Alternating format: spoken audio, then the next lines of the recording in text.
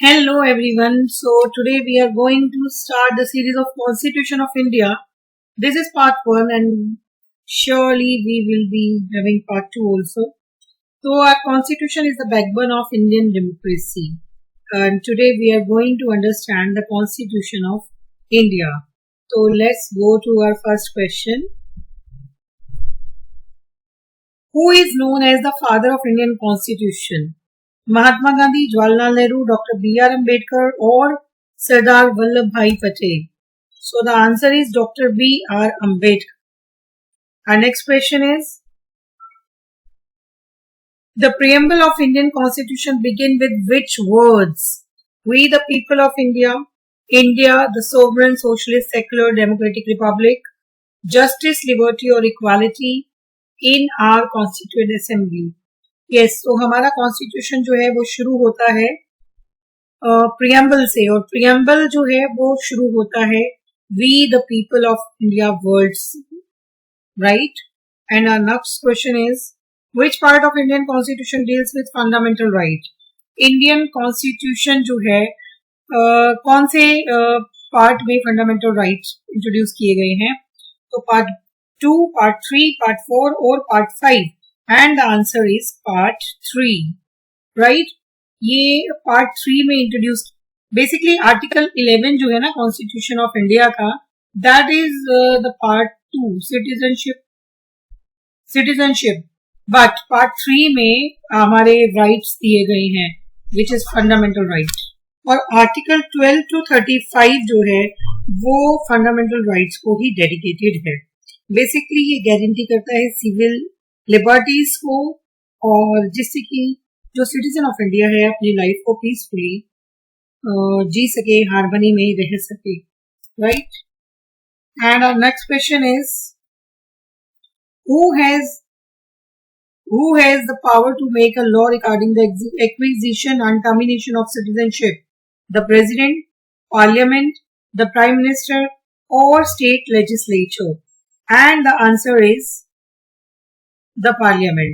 Yes, parliament के पास ही power है कि वो किसी भी सिटीजनशिप की एक्विजिशन या फिर टर्मिनेशन कर सकती है. और ये कॉन्स्टिट्यूशन के आर्टिकल 11 में मेंशन किया गया है कि पार्लियामेंट ही रेगुलेट करती है right of citizenship by law, and parliament has the right to make any provision concerning the acquisition and termination of citizenship and any other matter related to citizenship. Parliament ही regulate करती है right of citizenship by law, and the parliament has the right to make any provision concerning the acquisition and termination of citizenship, या फिर और भी कोई matter है citizenship के, तो वो सभी पार्लियामेंट ही डील करती है. Now which article of Indian constitution deal with the right to equality? It is article 14 to 18, article 19 to 22, article 23 to 24 या फिर article 25 to 28. And the right answer is article 19 to 22. तो article 19 to 22 के अंदर सारी जितनी भी right to equality के provisions हैं वो मेंशन किए गए हैं. तो राइट टू इक्वालिटी के प्रोविजंस जो हैं वो आपके लाइक आपको बहुत सारी इक्वालिटी मिलती है, जैसे कि आपके यहाँ आपकी रिलीजन है, आपकी कास्ट या फिर आपका जेंडर, जहां भी आपका बर्थ हुआ है, किसी भी बेसिस पे आपके साथ कोई भी डिस्क्रिमिनेशन नहीं किया जा सकता, और आपको एजुकेशन और एम्प्लॉयमेंट के इक्वल अपॉर्चुनिटीज दी जाती हैं. सो ये हमारा राइट टू इक्वालिटी है.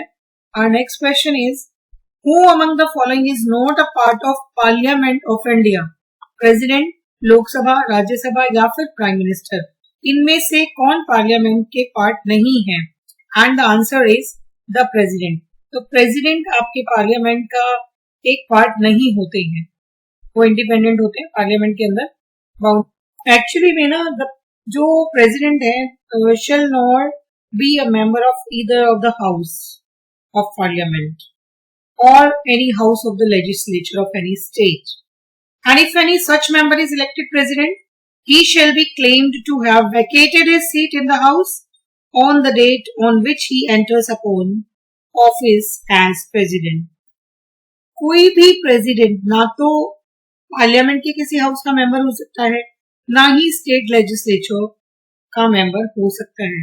अगर ऐसा कोई व्यक्ति प्रेसिडेंट बन भी जाते हैं तो उन्हें प्रेसिडेंट बनने से पहले अपनी उस पोस्ट को वेकेट करना होता है।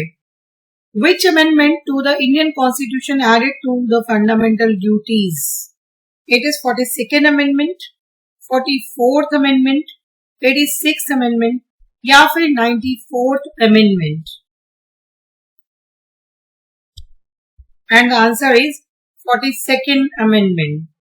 So basically fundamental duties which were added by the 42nd Amendment Act of the Constitution in 1976, and in addition to creating and promoting culture, right, and also strengthen the hands of the legislature in enforcing these duties.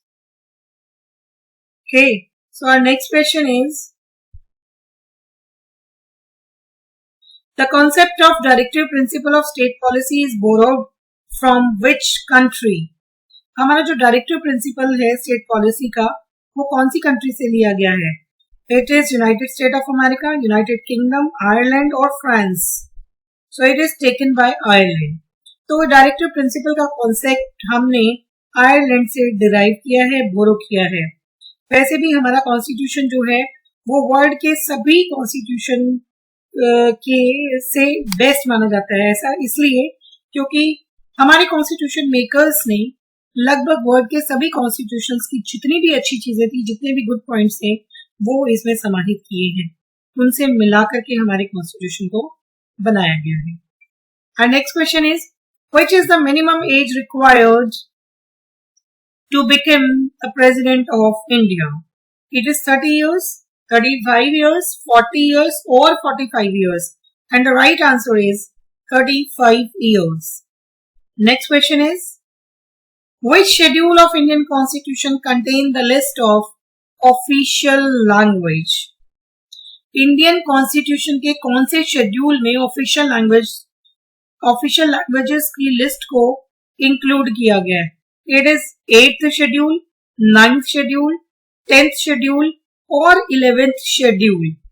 So this is 8th schedule. और आपको पता है 8th schedule में कितने languages को schedule languages माना गया है या ऑफिशियल लैंग्वेजेस माना गया है? सो हमारे यहाँ लगभग 22 लैंग्वेजेस को ऑफिशियल लैंग्वेज माना गया है, जिनमें असमीज, बंगाली, गुजराती, हिंदी, कन्नड़, कश्मीरी, कोंकणी, मलयालम, मणिपुरी, मराठी, नेपाली, उड़िया, पंजाबी, संस्कृत, सिंधी, तमिल, तेलुगु, उर्दू, बोडो, संथाली, मैथाली और डोगरी।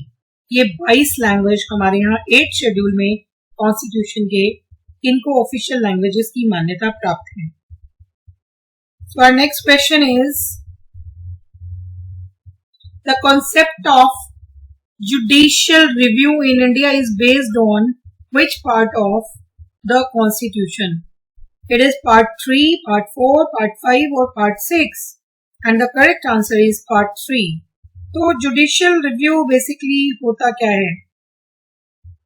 सो इंडिया में the constitution itself conferred the power of judicial review on the judiciary. दोनों के पास ये सुप्रीम कोर्ट और हाई कोर्ट दोनों के पास जुडिशियल रिव्यू की पावर है। बेसिकली एक बेसिक फीचर है हमारे कॉन्स्टिट्यूशन का, राइट? तो जुडिशियल रिव्यू अगर हम बात करें तो ये इंडिया में एक ऐसा प्रोसेस है by which Supreme Court and High Court of India examine, determine and invalidate the executive or legislative actions in consistence with the Constitution of India. ठीक है? तो बेसिकली जुडिशियल रिव्यू जो है ना वो चेक एंड बैलेंस को ensure करता है इन सेपरेशन ऑफ पावर। जैसे कि हमारे यहाँ सेपरेशन ऑफ पावर है ना, तीनों ही ऑर्गन्स जैसे कि जुडिशरी, लेजिस्लेचर एंड एग्जीक्यूटिव, इन तीनों ही ऑर्गन्स में पावर्स को डिवाइड किया गया है। ठीक है? तो इसीलिए high court, supreme court have the power to invalidate the law, any law, ordinance, order, bylaw, rules regulation, notification, custom or uses that has a force of law and is incompatible with the terms of Indian Constitution. जो भी Indian constitution के compatible नहीं है उसको ये supreme court और high court को right है कि वो उन लॉज को इनवैलिडेट कर सकते हैं. और next question is which article of Constitution deals with the establishment of Supreme Court. Supreme Court कौन से आर्टिकल से एस्टेब्लिश हुआ है? आर्टिकल 121, आर्टिकल 124, आर्टिकल 131 और article 141. And the answer is 124. ठीक है, सुप्रीम कोर्ट जो इंडिया का है that is the highest judicial court under constitution of India. और आर्टिकल 124 प्रोवाइड करता है for the establishment and the constitution of Supreme Court. Supreme Court apex है of judicial system of the country. और next question is Indian constitution provide for a federal system with how many list for the division of powers between the union and the states. 2 list है, 3 है, 4 है या फिर 5 है. तो we have 3 list. 3 list में आपके पास एक स्टेट लिस्ट है, यूनियन लिस्ट है और कंकरेंट लिस्ट है. इन तीनों के अलावा एक रेजिडरी पावर्स की भी लिस्ट है, राइट. तो यूनियन लिस्ट के अंदर जो भी सब्जेक्ट्स हैं वो सभी आइटम्स पे लॉ बनाती है पार्लियामेंट, और जो स्टेट लिस्ट है उन सभी पे कानून बनाते हैं स्टेट लेजिस्लेचर, और कंकरेंट लिस्ट पे दोनों ही रूल्स बना सकते हैं, लॉज बना सकते हैं. लेकिन इन केस अगर स्टेट और सेंटर में डिस्प्यूट हो जाता है तो इन दैट केस सेंटर का law will prevail over the state government. Fine. बाकी बचे हुए जो सब्जेक्ट्स हैं रेजिडरी सब्जेक्ट्स में आता है वो, जैसे कि जो नए सब्जेक्ट्स हैं जो after so many years of independence आए हैं एग्जिस्टेंस में, जैसे कि कंप्यूटर सॉफ्टवेयर्स हो गए, साइबर क्राइम्स हो गया, ये आपके रेजिडरी लिस्ट में आता है. लिस्ट नहीं होगा, रेजिडरी सब्जेक्ट्स होगा. लिस्ट हमारे पास 3 ही है. The parliament of India consist of how many houses? So we have only 2 house. One is Lok Sabha, जिसको हम लोअर हाउस भी बोलते हैं, that is the most powerful, and the Rajya Sabha जिसको हम अपर हाउस बोलते हैं, और राज्यसभा को लोकसभा से कम फोकस है. Next question is the term of office of vice president of India is 3 साल, 4 साल, 5 साल या फिर 6 साल. And right answer is 5 years. हमारे यहाँ vice president, president, prime minister या फिर लोकसभा के किसी भी मेंबर की टर्म केवल 5 years के लिए ही होती है. केवल राज्यसभा का ऐसा होता है कि 6 years के लिए मेंबर चुने जाते हैं या टेन्योर 6 years का होता है. बाकी सभी का टेन्योर 5 years के लिए होता है. Our next question is which part of Indian Constitution deal with union territories? तो यूनियन टेरिटरीज इंडियन कॉन्स्टिट्यूशन के कौन से पार्ट में मेंशन्ड है? तो it is part 6, part 7, part 8 या फिर part 9. And right answer is part 8. तो जो पार्ट 8 है इंडियन कॉन्स्टिट्यूशन का, that deals with union territory, and union territory of India is described between article 239 to 242 in our constitution. हमारी Indian constitution के article 239 से लेकर 242 तक हमारी यूनियन टेरिटरीज के बीच में डिस्क्राइब किया गया है. Our next question is who appoint chief justice and other जजेस of high court? Chief justice और अदर जजेस जो होते हैं हाई कोर्ट के, उनको कौन अपॉइंट करता है? प्रेसिडेंट, प्राइम मिनिस्टर, गवर्नर या फिर chief justice of India? And the answer is president. Which amendment to the Indian Constitution inserted the provision of anti-defection law? तो ये जो एंटी डिफेक्शन लॉ है इंडिया के कौन से अमेंडमेंट में इंसर्ट किया गया है. It is 52nd amendment, 62 amendment, 72nd amendment या फिर 92nd अमेंडमेंट. तो बेसिकली ये क्या होता है? Anti defection. एंटी डिफेक्शन का मतलब होता है जब कोई भी पार्टी चेंज करता है, मतलब अननेसेसरली पार्टी चेंज की जाती है, तो उसको हम बोलते हैं एंटी डिफेक्शन लॉ, राइट. तो एंटी डिफेक्शन लॉ हमारे आर्टिकल 92 में मेंशन है.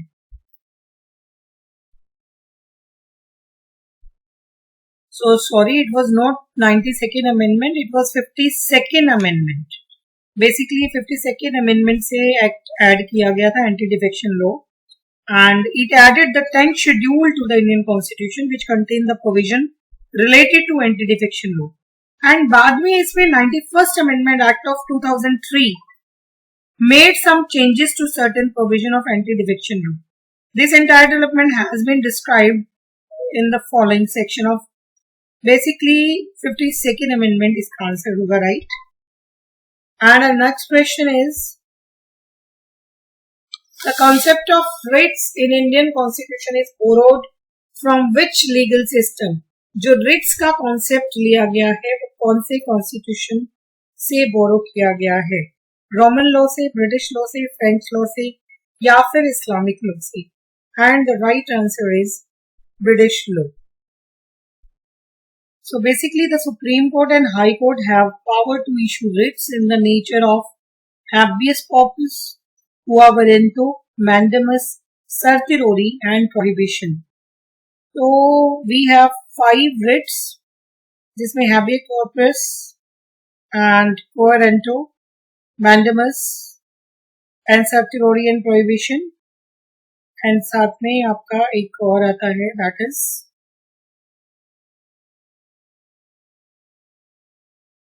prohibition है. तो ये 5 रिट्स हैं. इसके ऊपर एक लॉन्ग पीपीटी भी बनाऊंगी मैं next time. Which article of Indian Constitution deal with the impeachment of president? Article 60, 61, 62 or 63? And the right answer is Article 61. तो प्रेसिडेंट की इम्पीचमेंट का मतलब प्रेसिडेंट को अपने पद से, प्रेसिडेंट की इम्पीचमेंट जो है उनको अपने पद से जो है वो आर्टिकल 61 के अंदर मेंशन किया गया है. Next question is, who has the power to remove the vice president from office? Vice president को रिमूव करने की पावर किसके पास है? प्रेसिडेंट, पार्लियामेंट, सुप्रीम कोर्ट या फिर प्राइम मिनिस्टर?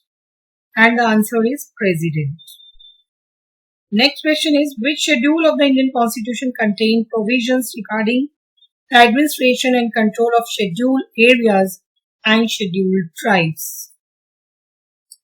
तो हमारे जो शेड्यूल कास्ट या शेड्यूल एरियाज हैं, शेड्यूल ट्राइब्स हैं, उनके एडमिनिस्ट्रेशन या उनके कंट्रोल इंडिया के कॉन्स्टिट्यूशन में जो प्रोविजंस दिए गए हैं वो किस शेड्यूल में है? 5th schedule, 6th schedule, 7th schedule या फिर 8th schedule? And the answer is 5th schedule. Next question is, the concept of equality before the law is embodied in which article of Indian Constitution? Equality before law किस article में दिया गया? Article 12, 14, 16 और 18. So it is article 14. Next question is, who has the power to declare a financial emergency in India? India में financial emergency कौन declare कर सकता है? प्रेसिडेंट, प्राइम मिनिस्टर, पार्लियामेंट या फिर finance minister? And the answer is president. The concept of Panchayati Raj in India is enshrined in which part of the constitution?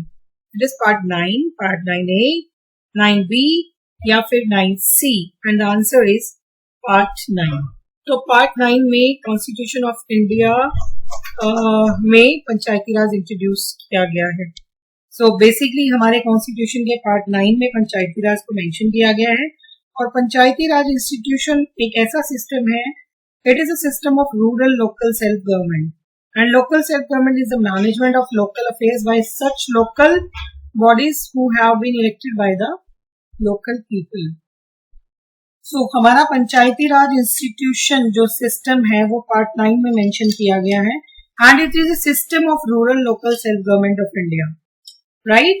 And basically ये जो local self government जो है इसका management of local affairs को manage करती है। ये एक ऐसी लोकल बॉडी है जिसमें कि जिसको कि लोकल पीपल यानी कि गांव के लोग ही इलेक्ट करते हैं। और basically PRI was constitutionalized through the 73rd Amendment 1992 में डेमोक्रेसी को ग्रास रूट लेवल पे इंश्योर करने के लिए इसको करा गया था, राइट। सो आज के लिए इतना ही, मिलते हैं नेक्स्ट वीडियो में। Stay tuned to watch second part of Indian Constitution with Be the Winner. Thank you.